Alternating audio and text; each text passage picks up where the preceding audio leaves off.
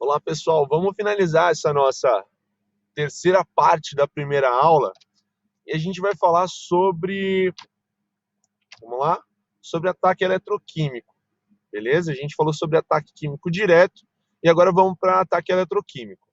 A reação deste ataque corrosivo requer um intermediário. Qual é o intermediário?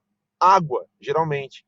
Então, geralmente em lugares úmidos ou próximo do mar, locais realmente que tenha umidade, chove muito, o ataque eletroquímico é muito suscetível. E temos que ter um cuidado ainda maior com o controle de corrosão, inspeções periódicas específicas para corrosão, para controle de corrosão, prevenção e controle de corrosão, né?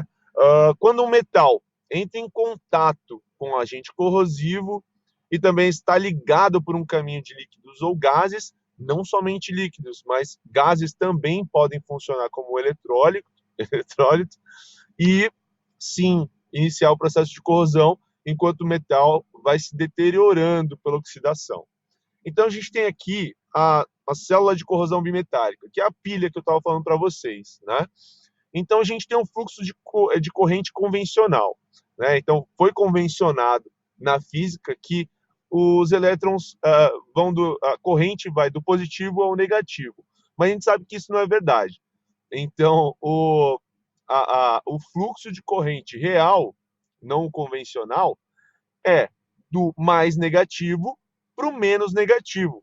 Então é importante a gente saber, né, que não existe o mais positivo, existe o menos negativo.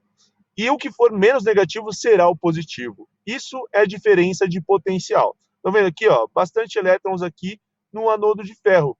O metal, ferro, ele possui mais elétrons que o cobre.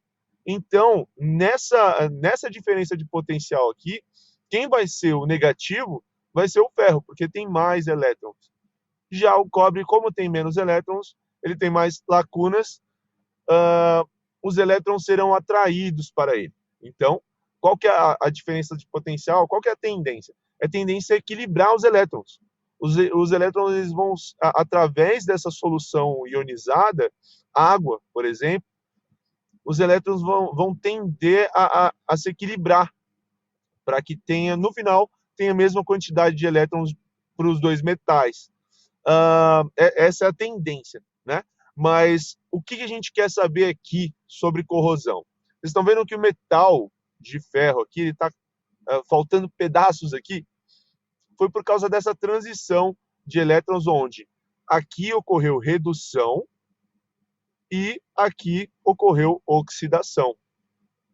Então, é assim que funciona, é assim que ocorre. Imaginem, eu vou dar um exemplo prático.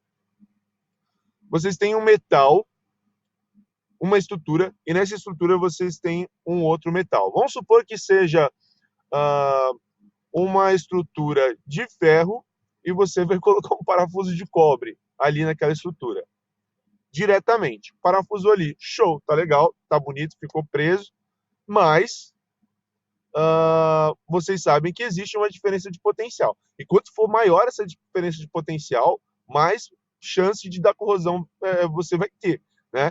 Então, essa corrosão por contato de metais diferentes também pode causar. E imagina se tiver água ali. Então, não necessariamente o cobre precisa estar em contato com o ferro para causar a corrosão. Vai acontecer como nesse caso aqui, que é através de um eletrólito. Com a migração de elétrons, o fluxo da corrente vai causar a redução e a oxidação. Beleza?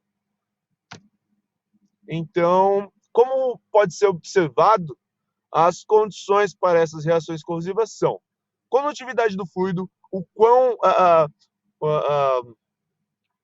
a capacidade de condução que esse meu eletrólito vai ter, né? A diferença de potencial entre os metais, como eu falei para vocês, um é muito mais negativo que o outro. Quanto maior for a diferença de potencial, maior será a severidade do ataque corrosivo. Falei para vocês, né? Então, quanto maior a diferença de potencial, mais chance de dar corrosão e mais forte. Então, diferentes áreas da superfície de um mesmo metal tem diferentes níveis de potencial elétrico. Então, como a gente falou na primeira, acho que foi no primeiro slide, que a gente estava falando sobre o mesmo metal, um tubo enterrado.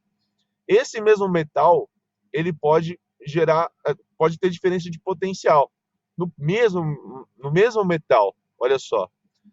E através do eletrólito, que é o próprio solo, o solo úmido ou até molhado, você vai ocorrer corrosão no mesmo metal desse nível, no nível eletroquímico. E se estiverem ligados por um condutor, como água salgada, é pior ainda, vocês sabem disso.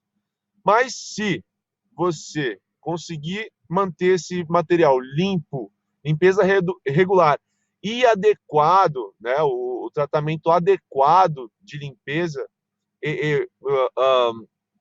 lembra que eu falei para vocês sobre você limpa aquele material e não remove todo o produto de limpeza dali.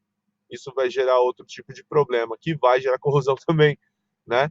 Mas deve ser removido todo tipo de sujeira e até mesmo o próprio produto que você utilizou para limpar a peça. Também o circuito elétrico tem que ser eliminado, né? Se você fizer, ó, fez a limpeza regular, não deixou resíduo ali, tratou a superfície adequadamente, né? E o circuito elétrico, que é aquilo lá que eu falei para vocês, a pilha, né?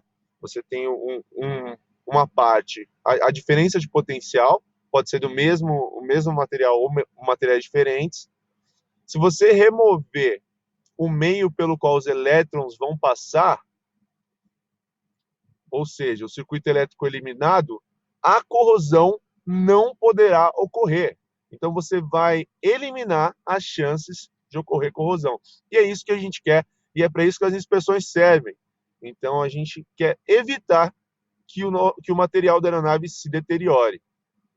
O ataque eletroquímico, ele é responsável pela maior parte das formas de corrosão. Então, se cair na prova essa questão aqui, qual é o maior responsável pela maior parte das formas de corrosão na estrutura da aeronave? Vocês sabem que é o eletroquímico, beleza? Então, aqui, a gente já falou sobre uma introdução sobre o controle de corrosão, a gente já falou sobre ataque químico direto, vocês já sabem qual a diferença do ataque químico direto e o ataque eletroquímico, como que ocorre cada um dos dois. E na próxima parte a gente vai falar sobre as formas de corrosão, como identificar essas formas, como elas ocorrem, qual o nível de severidade desses tipos dessas formas de corrosão, e a gente se vê na próxima. Valeu!